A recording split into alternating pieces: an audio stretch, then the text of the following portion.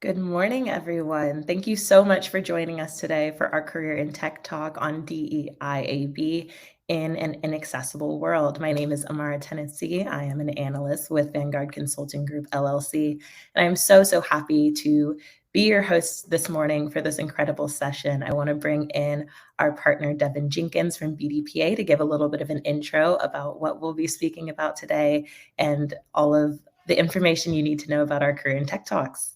Hey, Devin, how's it going? All right. How you doing, Amar? Doing great, doing Good. great. Always good to see you and all of our friends at Vanguard, Of course, as thank as you. well as Net.America. So I'm glad to have you all with us. Devin Jenkins, I'm our National BDPA Tech and Career Talk leader. I am the IT USCAM, IT pricing leader for US and Canada, IIG Healthcare, and also the founder CEO of Share the Vibes LLC. So excited to be with you all. As you all know, we have our Tech and Career Talks the second and fourth Friday of each month. And we are always excited to partner with Vanguard and Net.America for these conversations. So I'm always excited about these and look forward to it. And it's always very insightful and engaging. So just a few things before I turn the floor back over to Amara and our special guest for today. As always, want to encourage you to join the Tech and Career Talk second and fourth Fridays. But go to conference.bdpa.org. We are just shy of 1 month away from the BDPA conference for 2023. So we'll be in Atlanta, Georgia, again at the Westin Peachtree Plaza, August 17th through the 19th. We have a jam-packed agenda set up for you. It's going to be exciting. Some big names going to be there. I don't want to spoil anything just yet, but make sure you register and come check that out. Last thing is that we'll make sure the recording for this is available on the National BDPA YouTube channel after the call, so you can go back and watch this along with any of our previous tech and career talks. So bdpa.org/tech in career talks. You can check out this one as well as others afterwards. And I believe this will be on the Hop In platform for a while too. So you have some Yes. options to see the conversation after we leave here. So that's my spiel. Thank you for joining us, and I'll turn it back over to you, Amara. Thank you so much, Devin. Absolutely. Everything that Devin says about the BDPA conference, I absolutely echo. Our team had the opportunity to attend last year, and it was incredible. It actually was the initial point in the relationship, our meeting of our guest speaker today, Dr. Yvette Pegues. If it weren't for the BDPA conference, we wouldn't have had the chance to cross paths, and we've been able to absolutely learn and grow together as a unit. So definitely feel very special to be part of the BDPA team and be working with them. I'm going to go ahead and introduce our speaker now, Dr. Yvette Pegues. She's a dear friend and colleague of mine, and she's an incredibly brilliant mind and talent. So very excited to have you. How are you doing, Yvette? Doing just great. How are you? Doing wonderful. It's so excited to have you here. A little bit of housekeeping before we start this conversation. Throughout the session, any questions that our guests may have can utilize our chat feature on the side of the screen. We will also be fielding any questions with the help of our team at Net.America with questions from LinkedIn and Twitter. So anytime you have a question, go ahead and drop it in the chat and we will do our best to get to it and include it. But let's go ahead and get started in our conversation. Yvette, I'm so grateful that you were able to take time out of your very busy schedule to have a moment to sit down and talk with me and our audience and give them a chance to get to know you and what you do. I find you to be absolutely full of knowledge and kindness and compassion and strength. So can you start by telling our audience a little bit about you, what led you to who and where you are now? Wow, that's a loaded question, Amara. I will do my best Absolutely. to give you the Reader's Digest version. I think there's just so many to the unfolding of who I'm allowed to be and how I'm allowed to operate in this world today. And it wasn't easy, as very many people understand. But it was almost like a beautiful tragedy when I was recruited as a networking system engineer from a small school in Miami, Florida, Miami Shores, to work for this conglomerate at the time. The apple of its day was IBM. And so when they recruited me, I realized IBM does stand for I've been moved. So they moved me from Florida to Atlanta to work with some of the top guns that were very highly technical, skilled, and were supposed to drop seeds of wisdom into my work. very shortly after, I guess a couple of years, I met my husband at IBM, and two techies had two techie babies. And during that process, I went from an engineer to an educator just because I wanted to be a better mom, got recruited by Harvard. And in the process of all of this, I felt like putting policy, education, and business together would give me the skills to still think like an engineer, but affect policy, because now I had this little human that was going through a school system I wanted to impact in a positive way. In the process of that, I suffered some pain, went to the emergency room. I was told that my brain had fallen into my spinal column as a result of a congenitive disease I didn't know that I had. Mm-hmm. And so in the process of learning this information, when everything was great until it wasn't, I had this surgery, and in the process, complications led to a spinal cord injury. So I couldn't walk, talk, or work. Mm-hmm. And in that process, I had to learn about the largest people group in the country, the one that has an $8 trillion industry, and that one of every 4 people here in the United States experience. 85% of those disabilities are invisible, like COVID or mental health or cancer or autism, ones that we can't see. They are acquired or they are congenital. They can happen through injury, illness, accident, and even aging. And so I was, innocently ignorant to this population. And so not necessarily having a clear pathway back to who I was, I embraced who I was becoming. And that really turned from, being kind of a scientist to an activist. Right. What a journey.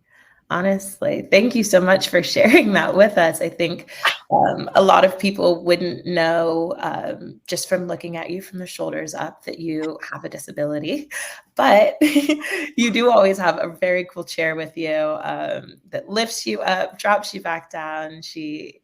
We were talking a little bit before just about the BDPA Tech Conference and how that was kind of the start of our relationship and things like that. This all started from Yvette asking me to take a photo of her. And and from there, we've really been able to grow, and I've gotten to know you so well.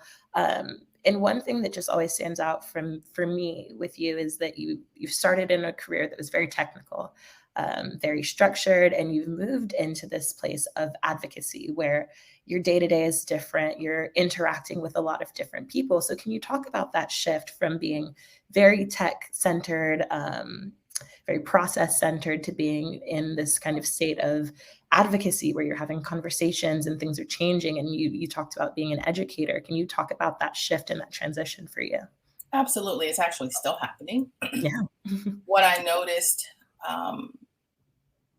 with some of the places that broke in my brain, I really went from losing IQ and gaining EQ. I didn't lose it completely, but it wasn't at my frontal cortex. It wasn't the primary way that I moved around in the world anymore.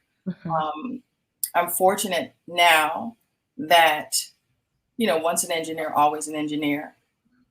I was still my husband's water cooler while I was recovering.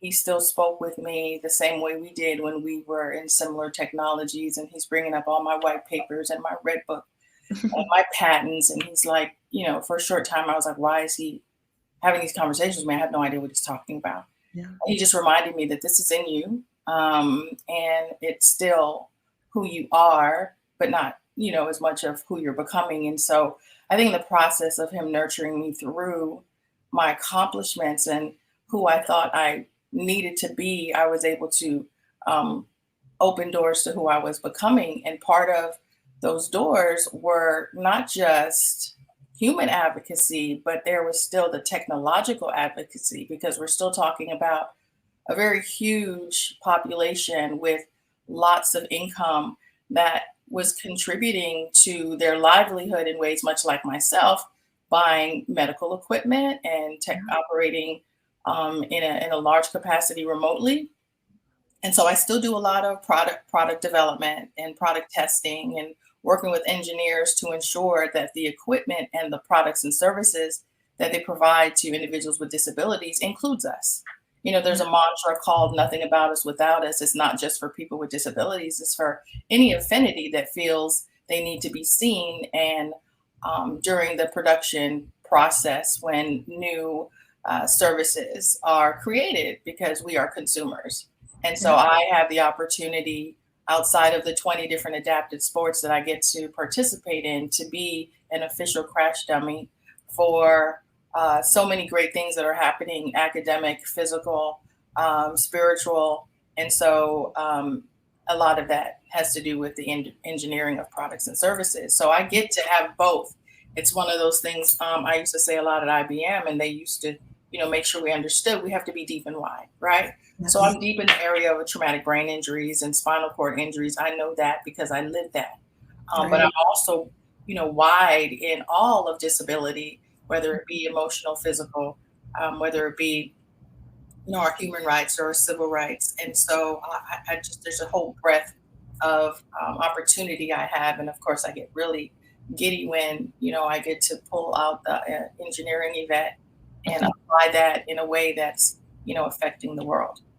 Absolutely. I think that's beautiful. And I love that idea of really having a breadth of knowledge in so many different areas. I think we as a society are really coming to a point where that educational piece is starting to catch up with the emotional things that we're feeling, right? We're able to educate ourselves about what's going on in the world and relate that to how we feel about a lot of different things. And we've seen so many, expansions and changes in the way that we look at diverse populations and things like that. We've really begun to, start to diversify as a people. It's, it started with D&I and our workplace and social settings and, our places of worship or anywhere that we really spend our time. And we've now been able to evolve and diversify, particularly in the last few years, to really include maybe some new letters for people and some additional meanings behind what we're really doing as a group of people. So how have we really evolved from just D&I, that diversity and inclusion, to DEIAB, our title for today? Can you tell us a little bit about what those letters are? What have the changes been, and why are they significant to us? No, that's a great question. We actually can go as far back as affirmative action, right? Absolutely. Very, very relevant. Yeah, very pivotal, transformational. And then we had the incident around George Floyd, where eyes were open and some changes were made. And when I have the conversation of being at a major Fortune 10, there was no reentry program. There was no DEI, DENI, fill in the blank, right? It was like, oh my gosh, we feel so bad for you. We'll support you for as long as it takes. As long as it took was a year. And then I went into, full disability mode, and they could not hold my job. At that point, I was an executive. So there was no clear plan to bring me back in at a different capacity, using my disability and new abilities, as a means of a benefit, and not an issue with the company. So I think the DEI, as I mentioned with this Harvard Business Review that I was reading pretty recently, where only 4% of companies with strong DEI programs actually include disability. Wow. So it was really defining what diversity, equity, and inclusion meant. And I think it was kind of a superficial way of saying we're going to include those who may not have been included in the past, much like affirmative action. But those of us with disabilities, the largest people group in the country, the largest minority that exists today, we were like, I don't know that I feel included or that I belong. So then it went from diversity, equity, inclusion, and belonging. And so there was a totally different pathway for people with disabilities who said, you handle your DEI, but I want to come in with AEI, right? I think it was, people were threatened by the fact that we're doing enough, right? So we came in with a whole different pathway and said accessibility, equity, and inclusion. But because there were so many intersections, we finally, and I don't know if this is going to be permanent, we talked about DEIAB. So it's diversity, equity, inclusion, accessibility, and belonging.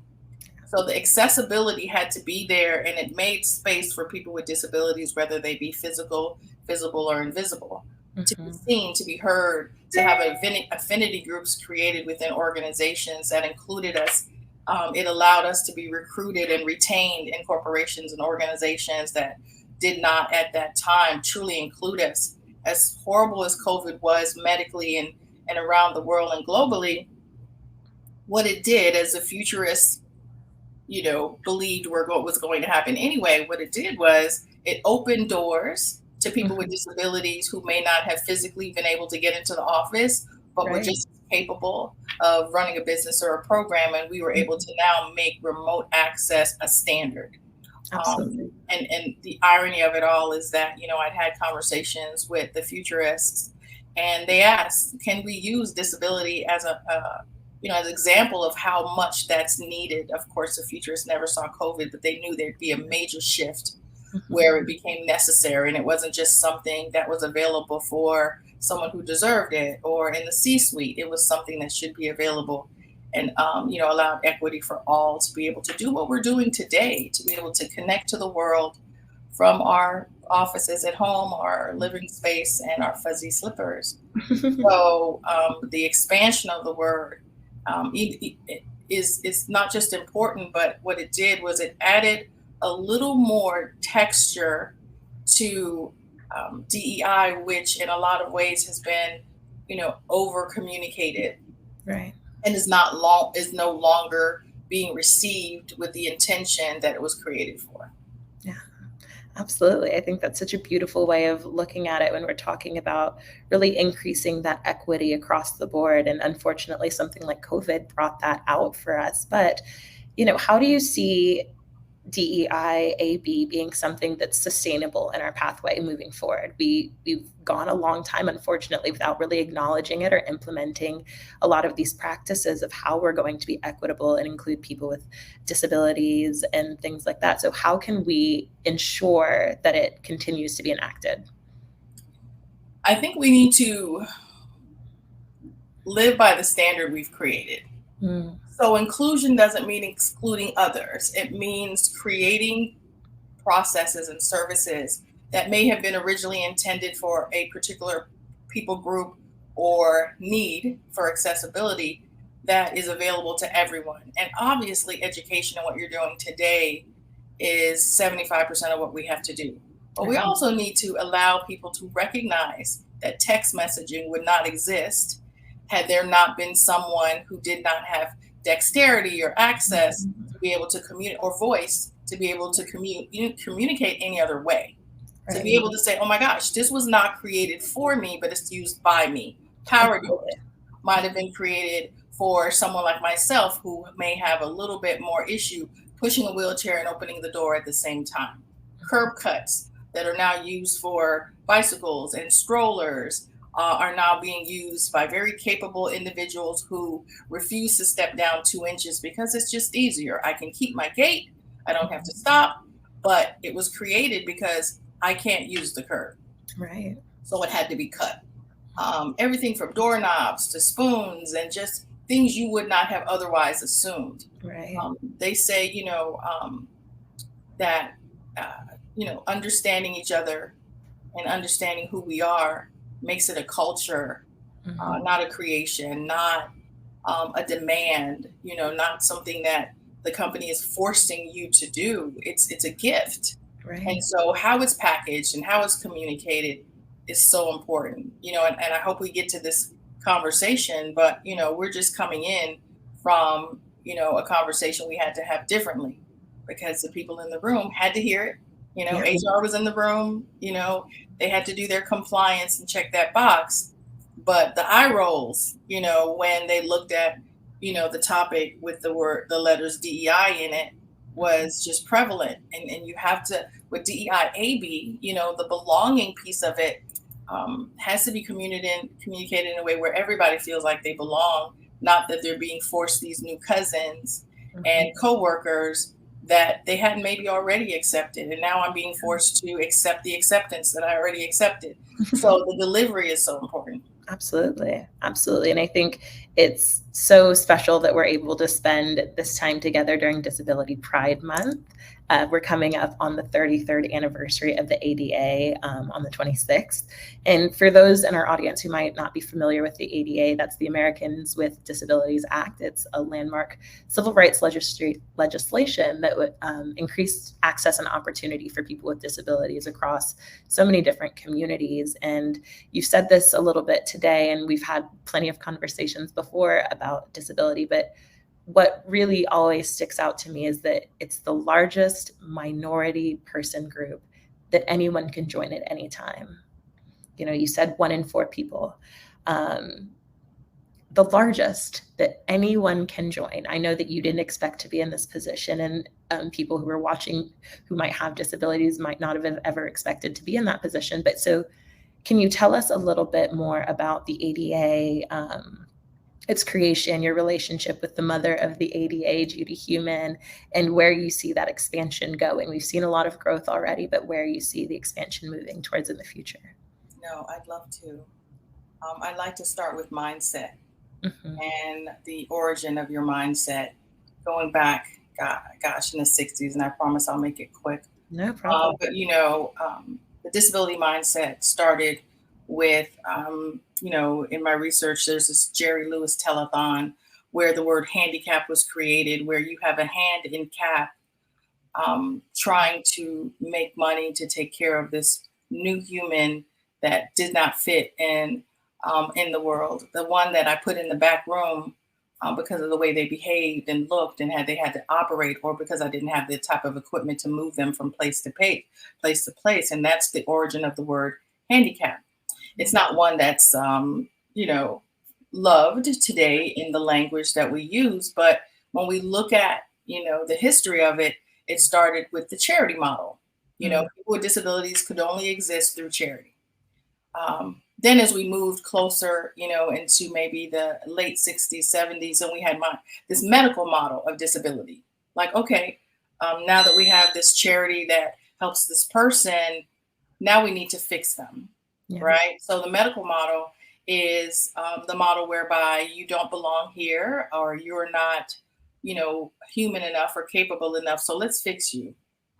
And so that also included not being included in your own medical care, having a say. And it also is, before Google and kind of all this self-help that we have today.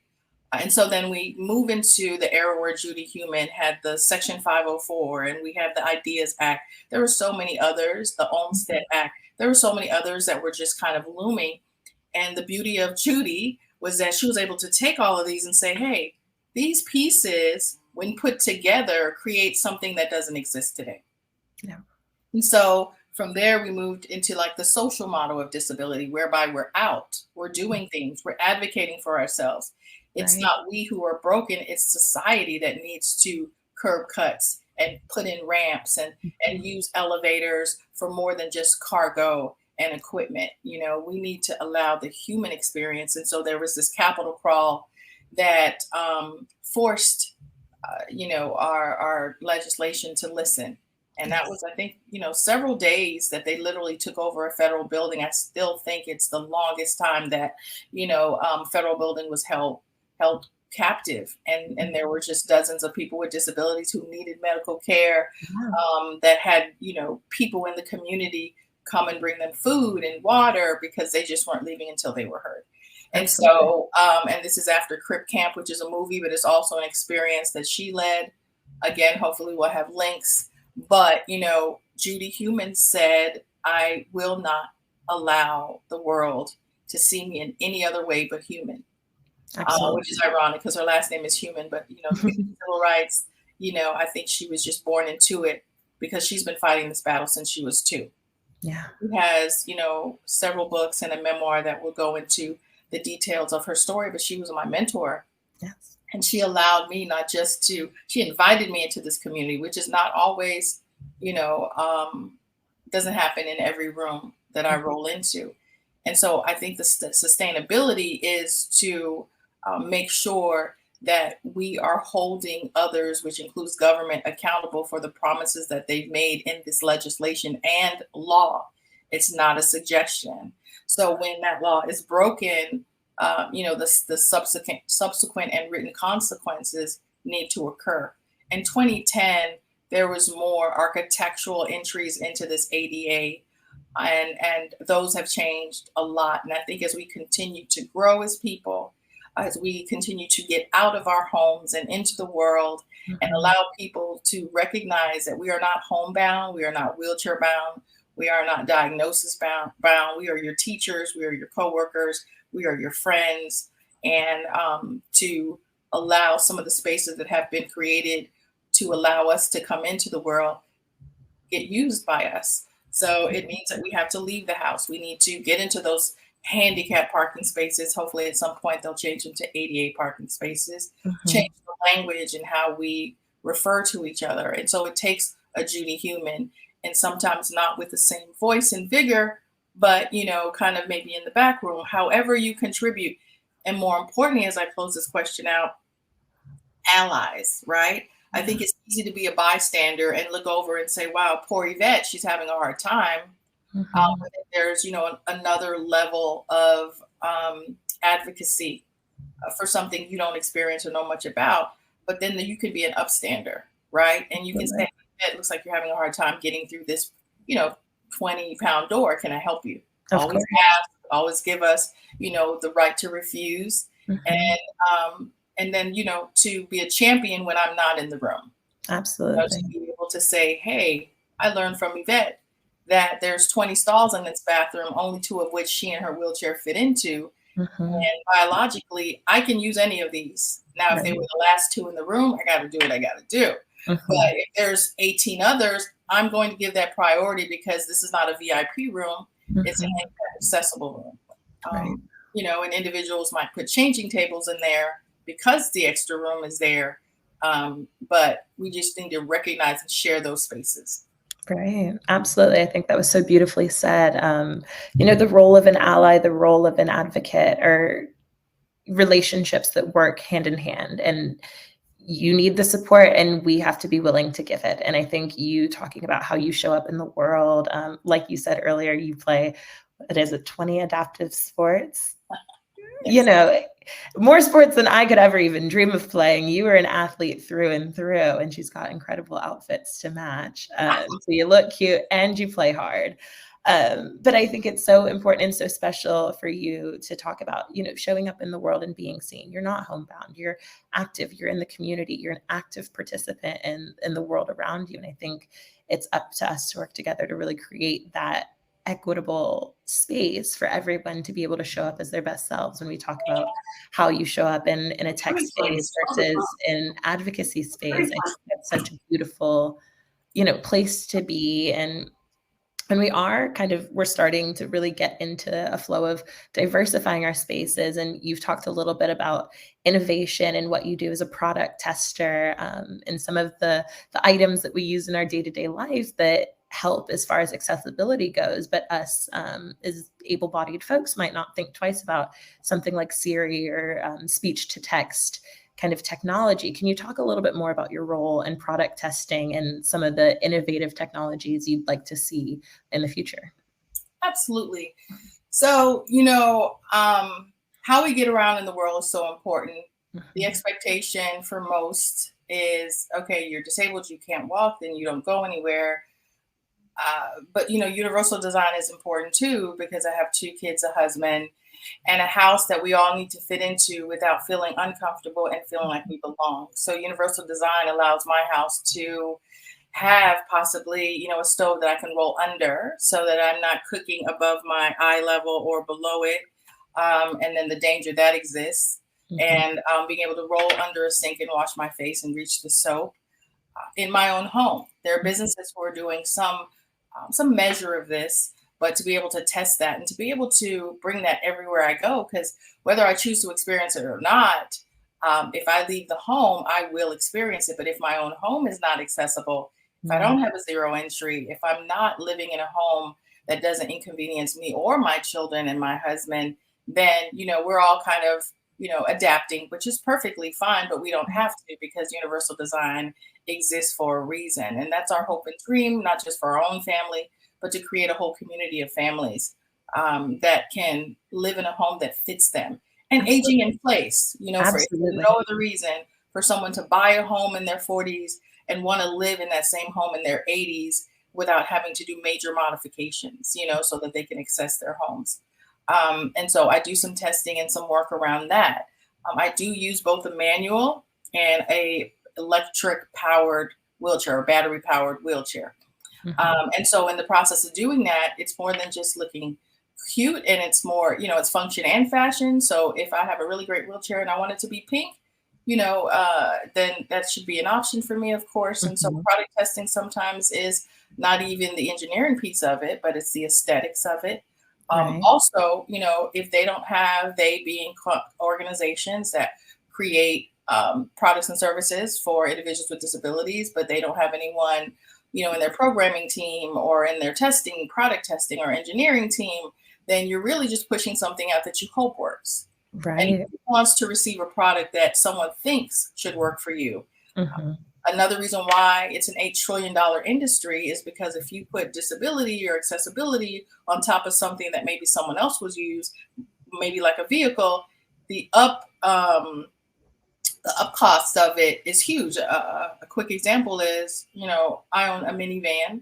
The minivan had to be adapted so that I can roll into the minivan. So they had to drop the floor, add a ramp under the body of the car. Now, once I get into the vehicle, if I wanted to operate it as a driver and not a passenger, I need tie downs for my wheelchair or a clip for me to roll directly under the steering wheel so that I could just roll right into the driver's seat and lock myself down for safety. But because I don't use my legs, I also need hand controls, a way that I can, based on my abilities, operate that vehicle safely. So with all of those additions to, let's say, a $40,000 minivan, it would cost me or a consumer $70,000 to $100,000 based on what those individual needs are.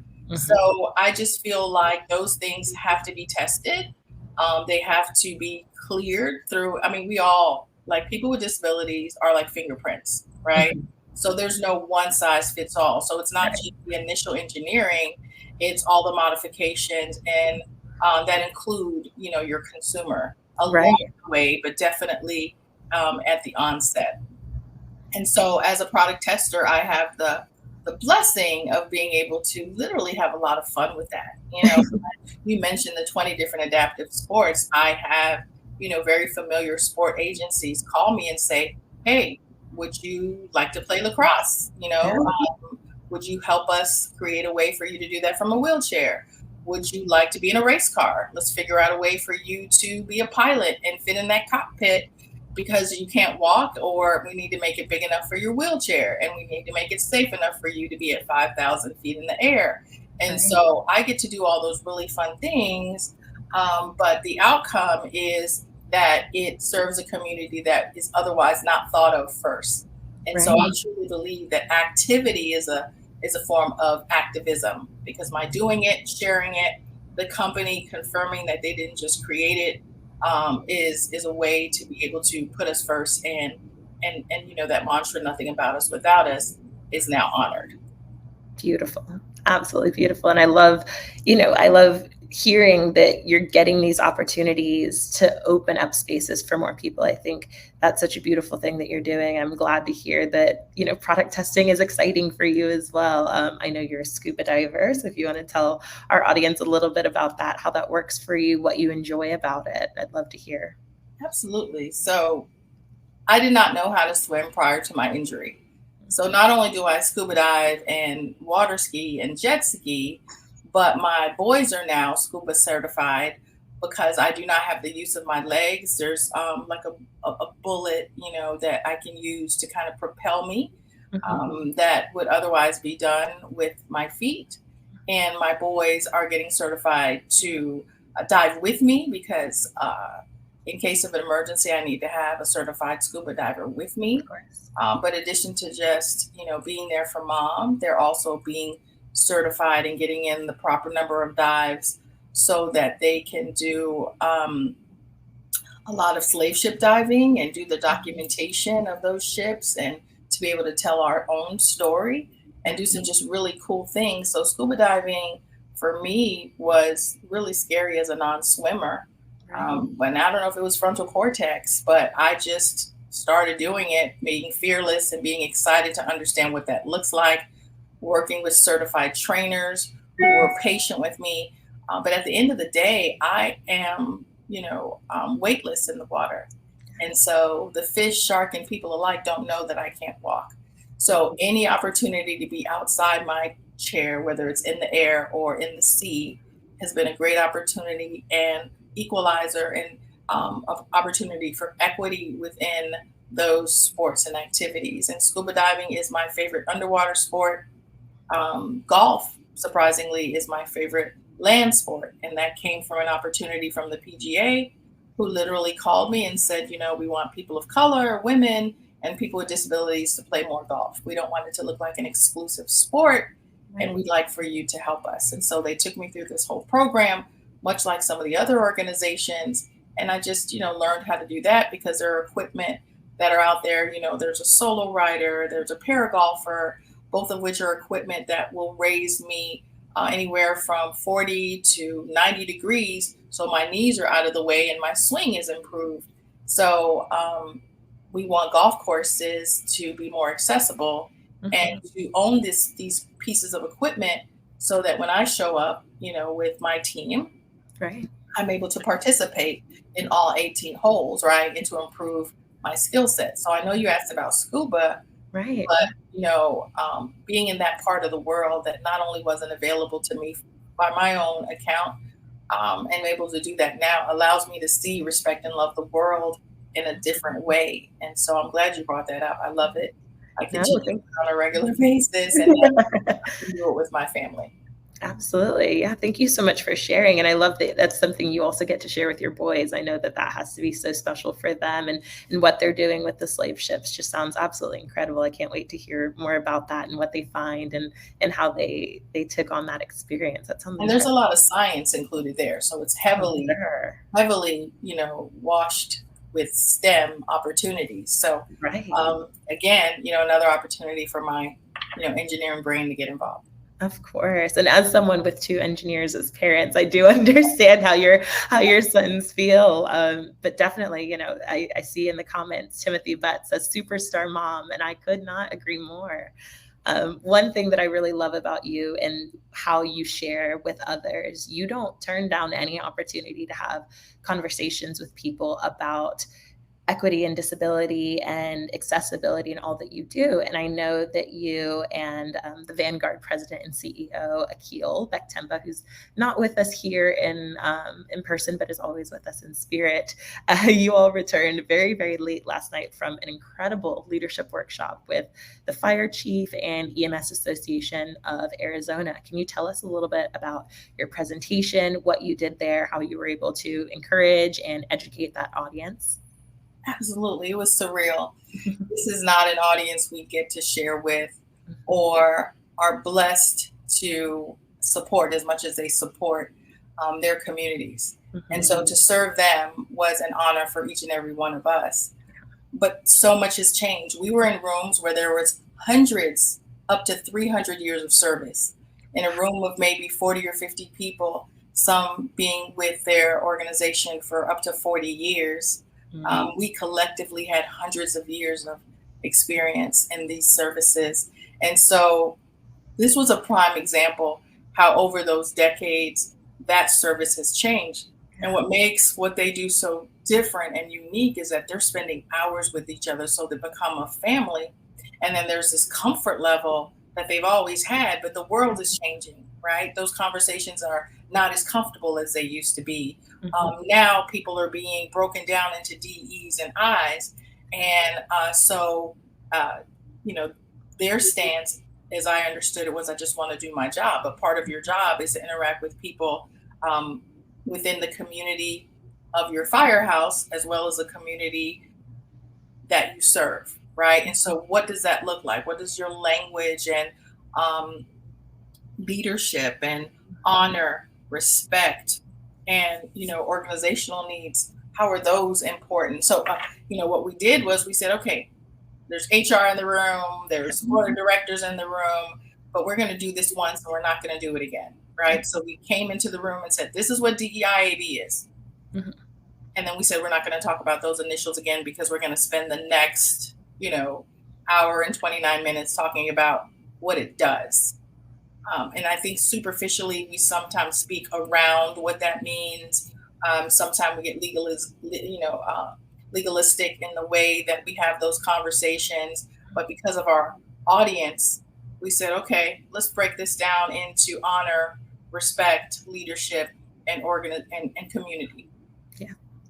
Because these are the tenets of DEIAB, right? It's not about a thing. It's not about a requirement. It's about human interaction and who you are and who you present yourself and how you present yourself in the different spaces and places that you go to save lives. Yeah. And they so appreciated the fact that we weren't hammering down on, what this criteria was for them to operate in a place they were gifted to serve. But let's talk about what these pieces and parts look like to you.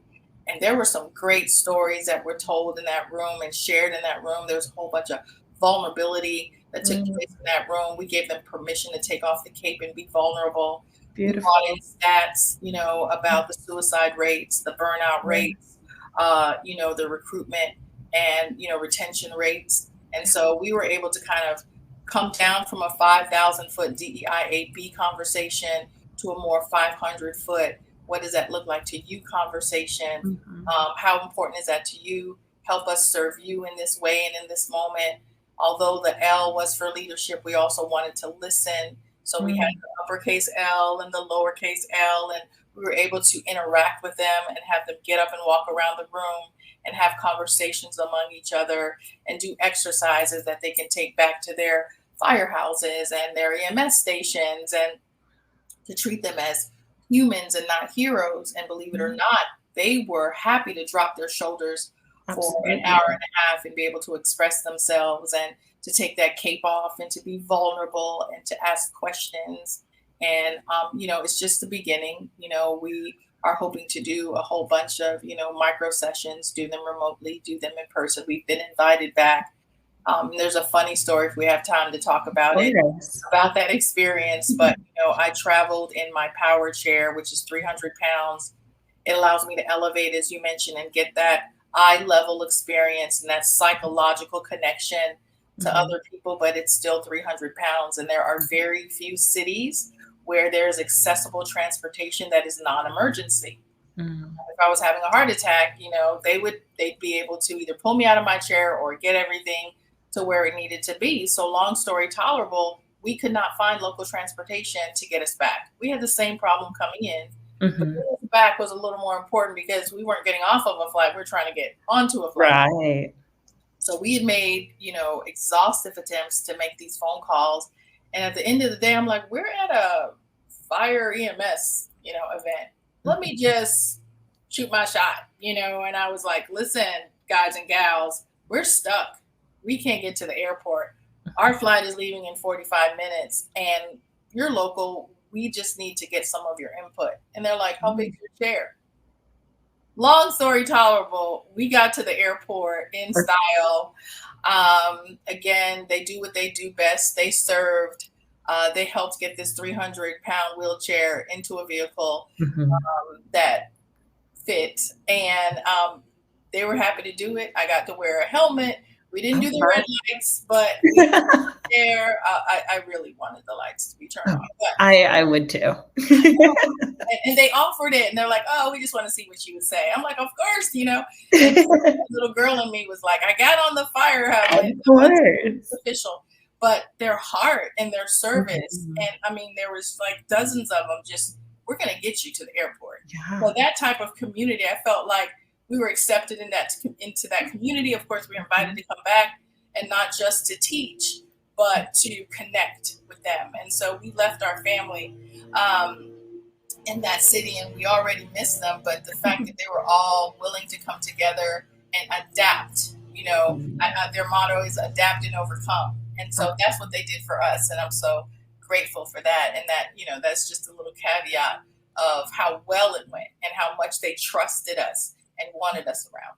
Wow, that is absolutely beautiful. One, thank you so much for sharing. And two, I can't stop smiling at the idea of you just you and the lights and everything going on. Yeah. I'm sure that that was such a special experience. And I'm so glad that you really talked about the humanness and the connection that you all were able to make with people that could be very different, but you were able to kind of strip down those layers. You said they were able to take off their capes and be humans instead of heroes. And I think that's such a beautiful thing. One, the willingness to listen and be taught, but then to also feel the comfortability to share and reflect in such a vulnerable and public space. Honestly, I think that's so beautiful that was the relationship that was created. I love that you refer to them as family. I think in all of the efforts that we've talked about so far today, I think breaking it down to those tenets that you spoke about, respect and honor and community, I think if we're able to center those ideas in ourselves, in the interactions that we have with others, then I think we're well on our way to being an accessible and equitable group of people. I love that. So thank you so much for sharing. I do see that we have a Twitter question in the chat, so I'll read that out for us. The question reads, as we discuss the future expansion of the ADA, what do you see as the most pressing challenge or barrier that needs to be addressed to achieve comprehensive accessibility and inclusion in the employment and housing sectors? That's a great and That's a heavy great question. question. We have left. How are we doing on time, Amar? Oh, we've got about a little over 10 minutes. Okay, so and we can go over if we need to. I think we have about 15 minutes out after cool. Okay. that 12:30 stop. Thank you for the message from Twitter, JG. That's a huge question. Mm-hmm. And it actually leads me into a topic I think we're going to discuss later in this conversation, but I want to speak to the fact that we need meaningful work. Because there is work available for individuals with disabilities. And I think you probably already know this, but we are not paid equally and we are not giving, meaningful work. So I don't have to get into the detail, but we all want to be meaningful. We want to be included, but we also want to have accessible and equitable opportunities. So, you mentioned, what does that look like? Well, it looks like what we're doing now, having the conversation. I know these are separate tenets that you asked about, but I think how we approach that is the same, making sure that the individual with a disability who wants to work, who needs housing, who needs transportation, much as, we've discussed here, and who needs medical care, gets the same type of treatment that someone maybe without a disability would receive. And I know there's caveats and there's a way for us to get into that, but at the end of the day, it's speaking with our government. It's being that champion we mentioned earlier, advocating for people with disabilities who are not in the room. Like myself, and I'm saying this personally, but when I look at who I was before my disability, I think I'm a better person, but I also feel like I should have invested in this community sooner. Right. It's like, enjoying the shade of an oak tree that someone else planted, like a Judy Heumann. She planted this tree under which I can draw shade and catapult my advocacy from, because it didn't exist before her. Right. So look for opportunities. You can volunteer. You can learn the language, because how you speak about and with someone with a disability is very different than it was back when we had a culture that believed that we needed charity and medical support to be equal to others. There's also communities that need your help. And I don't want to make the assumption that you have a disability or know someone with a disability, but we live in an inaccessible world. And, we mentioned Akil traveling with me to this presentation. His mind was absolutely blown. The things that he needed to do to help make sure that I was accommodated are things he could have done. He could have gotten into an Uber and gone to the airport and said, I'll see you on the other side. Right. But he realized that, wait a minute, Yvette, you can't even get from here to there without major intervention, and every city is different. Yeah. So studying policy, studying laws, communicating, and if you own a business, bringing individuals with disabilities in to have that conversation. We're back to that nothing about us without us. So at the end of the day, learn, advocate, become a champion, and do what you're doing today. Listen. So I'm so grateful that, you didn't just listen today, you're participating and you're actively getting involved. And I'd love to be able to be more specific in my responses if you'd like me to. And I think some information will be shared with you at the end of the session. I hope I answered your question. It was a big one, but it was perfect because the bigness of your question is the size of the problem. And you definitely approached it in that manner. And I thank you for that.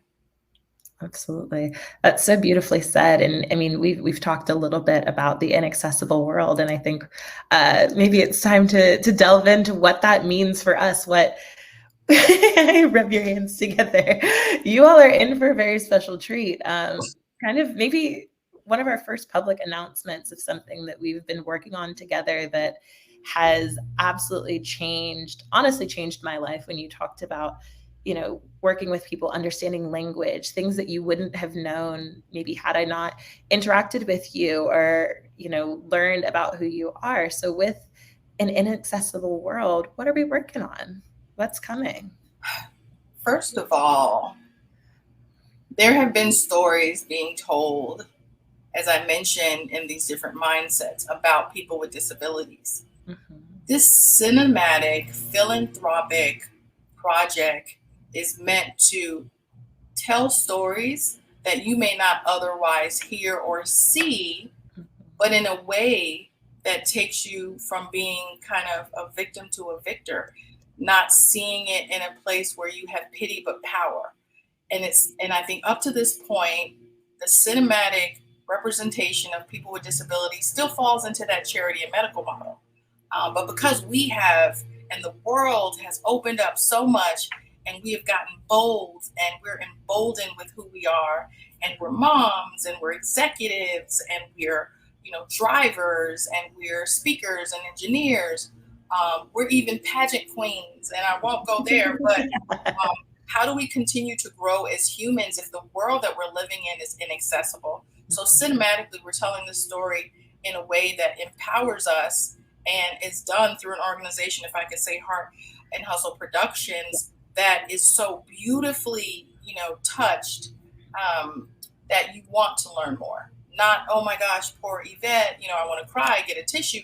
It will be emotional. It'll take you through all of your feelings. Absolutely. And I invite you to feel all of your feelings, but I also want you to look at the advancement and excitement about who you are and how you can help and what can happen. So there's so much like the question we got on Twitter, because this is a perfect segue. Yeah. The hugeness of the problem had to be broken down into 4 different silos, much like we did with DEI. Right. We talk about what is disability. We talk about Judy Human, but we also do it within the confines of, what an inaccessible world looks like, from the medical lens. What does it look like from transportation? We had a little conversation about what that looked like for me. What does that look like, from a position of, you said it, getting a job, employment, medical, and we talked about housing, and then we talked about employment.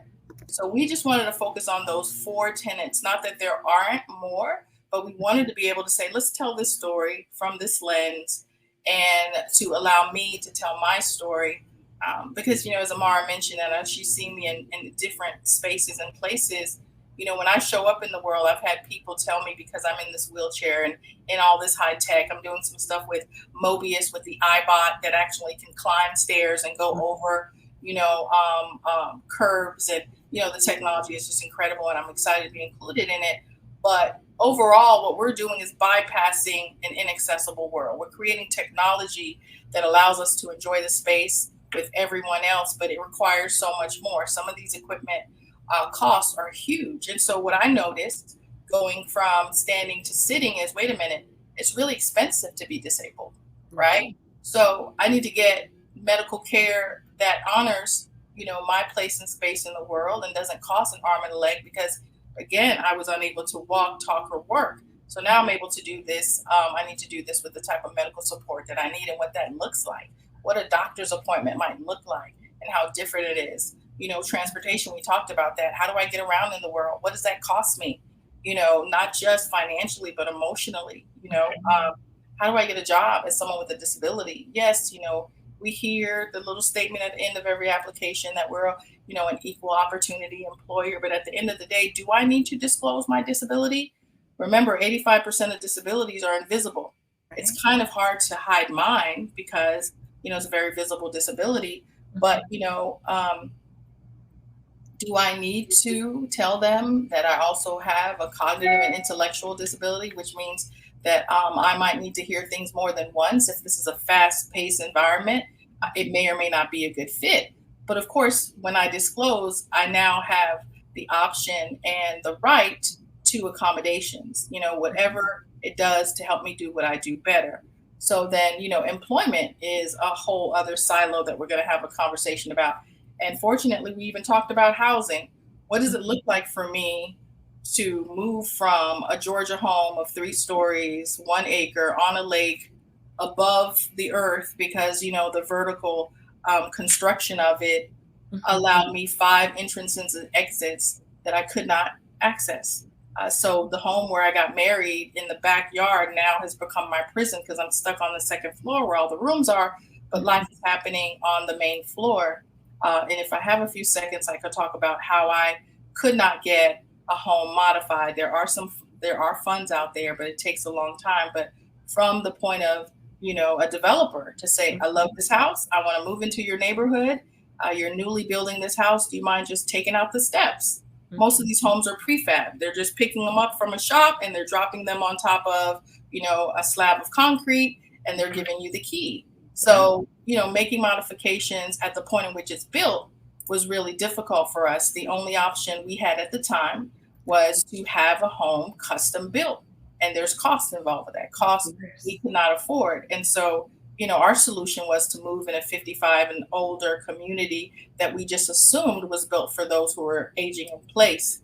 And although socially it was detrimental to our family because we were not 55, we had young kids, and we went from a neighborhood where, they knew everyone, they were born in that home and they were comfortable running around in that yard, to a strip of grass, a small, property that we could probably fit into our old house with 2 young kids and, neighbors 70 and over, maybe 60. They lost their friends. They gained 70 grandparents. So we made it work, and it's still not fully accessible. So, housing is a conversation that we need to have. And I promise you, although every disability is different, those that are physical, those that are mobility restricted, those that are new, always have questions in these 4 silos. And that's why we chose them, because education is important. Relationships are important. But, they somehow fit under each of those. And if I can just do a quick plug, I ended up having to write a book about, the 4 scores for newly disabled and diagnosed persons, because it was so hard for me to re-engage into this world without access to those 4 tenets. And so what we were able to do was create a workbook to help others to learn from our experiences. And that's how my organization started, Your Invisible Disability Group, as a navigation for those who are newly disabled and diagnosed, or just their family, friends, medical team who just don't know how to adjust and adapt. And so what we do is more of that navigation, like, okay, let's figure out what you need, because we don't always know what we don't know. Having been through this and creating this deep and wide relationship and doing this intake, I can say, okay, based on where you are and what you need, call this person and tell them Yvette sent you. Tell them Your Invisible Disability sent you, because I spent the first 2 years during my rehabilitation volunteering around the world. And so I know a lot of these organizations, and I still maintain relationships with those. So that's some of the conversation we're going to have in Inaccessible World. And I have this incredible storybook of individuals who are superheroes around the world, because I don't want it to be about me. It's not about me. It's about the world that we live in, the inaccessibility of this world, the inclusion that is not included in the way that we operate and move around in this world and feel like we belong. So I don't want to give it away any more than I have, but I am so incredibly excited about it. We're working with an Emmy award-winning organization through Heart and Hustle. Heart and Hustle Productions, I think they've won 2 Emmys. Yes. And, if you take a look at what they've done, mostly through athletes. And so there was a little intimidation there, but I'm like, I'm an athlete too. I'm just Yeah, I'm just an accessible athlete. So there's that thread through which we connect in that way. And they're so excited about taking this on and telling this story for you, for each of one of you watching live or that'll be watching the replay. And your support is very much an opportunity for you to get involved at a very early age and to be able to watch it grow through the different phases of development and to hear more about what we've touched upon, and not just from me, Right. as I mentioned. So the storybook will be revealed. We've already met some of these people. I already know a lot of these people. And so I am just clearly excited about it. Yeah, absolutely. And I mean, while this project is kind of in its infancy, there's been so much care and time and talent that's been invested into it already. And Dr. Pegues, you were absolutely wonderful. You have this beautiful personal narrative and these connections to other people who have different journeys than you, but also have some points of synergy as well that will be able to really showcase and show how lifestyles are impacted by disability and what the world looks like, whether we're looking at corporate leaders or we're looking at just people living their day-to-day lives. I think your commitment to inclusivity has been absolutely beautiful to see play out. And I think we're going to be able to see even more of the passion that you've shown us today about advocating for accessibility rights and seeing kind of some of the challenges that you've overcome and the tenets specifically that we just went through. I'm so excited for people to see what we've been working on. We have a link in the chat for you all to kind of browse through the Inaccessible World website. There's an opportunity for you to contribute if you feel led to, and we would love for you to support how incredible this project is. I think there's so much that people are going to learn, and I think this conversation is really just kind of that first taste of all that is to come for you. We have one more question in the chat that I wanted to get to. Okay. And it's from Samuel Nixon. So the first question, there we go. So sorry. My chat froze for a moment, but don't worry. Okay. So the first question talks about how we can help society, why don't we reference the condition of someone with a disability or with the differently abled terminology. So the implications of the term disability, and then also how we help society enter into the discussion. How are we, making sure that conversation is inclusive in a way that kind of deconstructs some of the myths or the way that people think and kind of breaking down those barriers? What do you think about how we as a society can do better? So language is huge, Samuel. Thank you for asking that question. If I'm hearing the question clearly, and Amara helped me understand, if he's asking about the word itself, the term disability, how we use that, where we use that, and why we use that. I think that was part of the question. Is that right? Yeah. So why it says, why don't we reference the condition? So I guess leading with someone's condition rather than kind of that humanness centered language we talked about before. So Okay. maybe the difference and the importance of centering that humanness and how we as a society can help have a discussion in a way that breaks down maybe some of the bias or the prejudice that people may have. Okay, if I understand this question, Samuel, the word disability is the premise of the Americans with Disabilities Act. Some people call it differently able. Some people call it, an ability. And I agree with all of that in a social setting. But as we advocate, we have to use the words that were used in the law that was created. There's also something, there's this Kindness Act to make sure that we use person-centered language instead of, a disabled woman. It's a woman with a disability. Instead of saying that I am wheelchair bound, saying I'm a wheelchair user. And that's the person first language that is preferred and is on trend right now, and that honors the individual.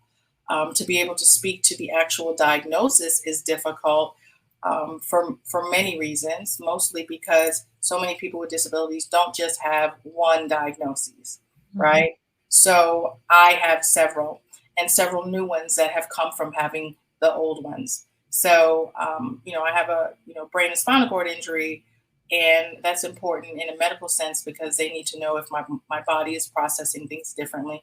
because of my sedentary lifestyle.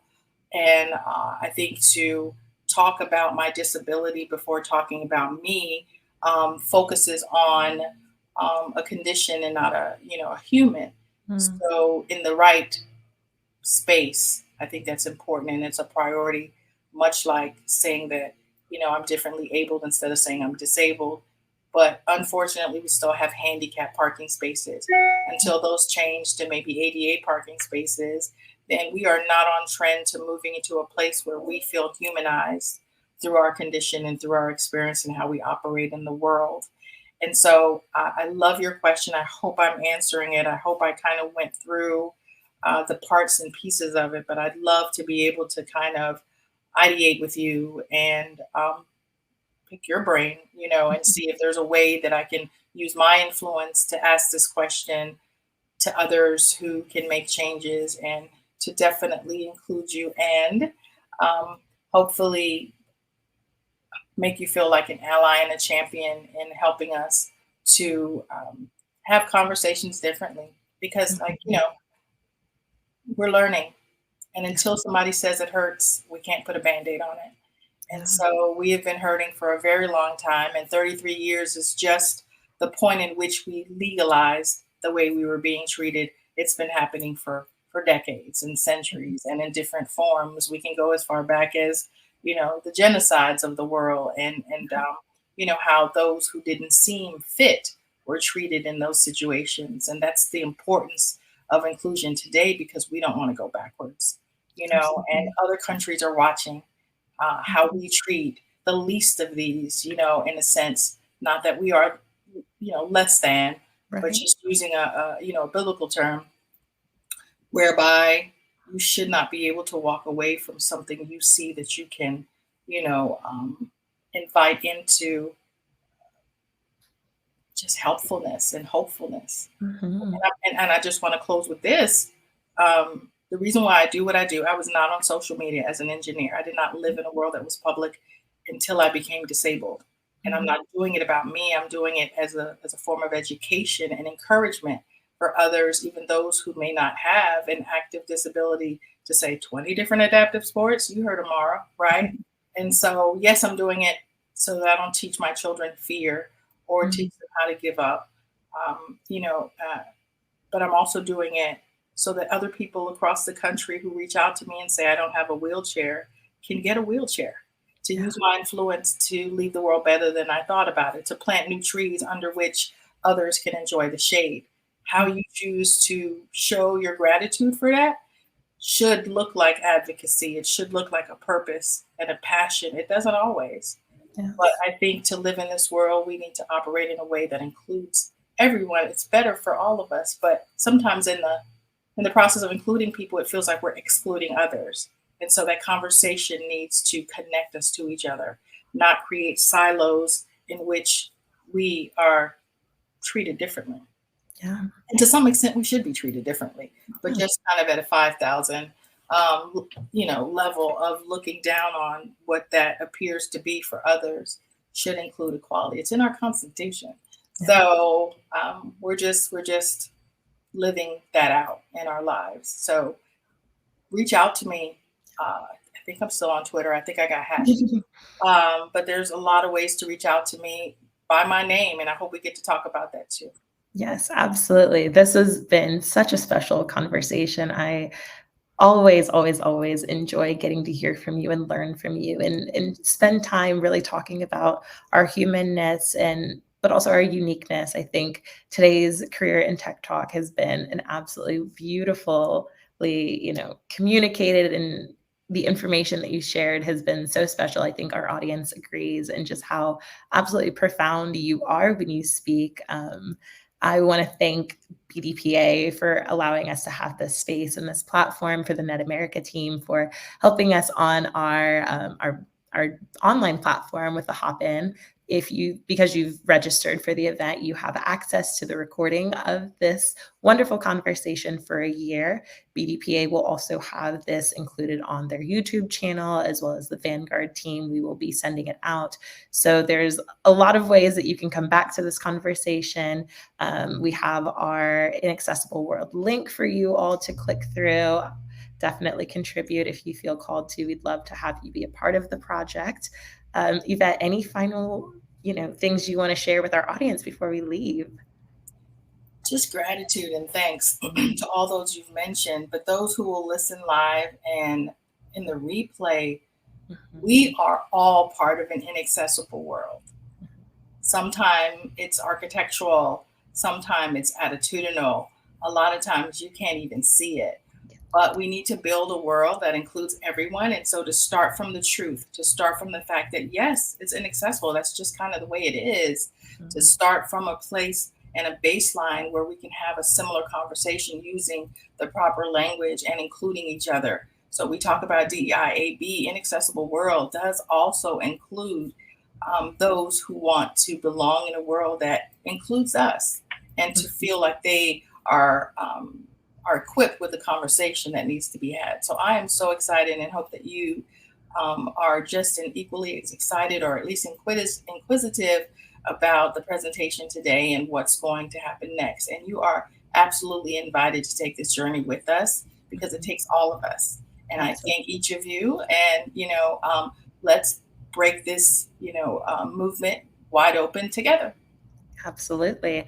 I think that's a wonderful way for us to end this incredible session. Yvette, thank you so much for your time and your wisdom that you've shared with all of us. I know I thoroughly enjoyed the conversation and can't wait for all the conversations we have after this. Thank you so much.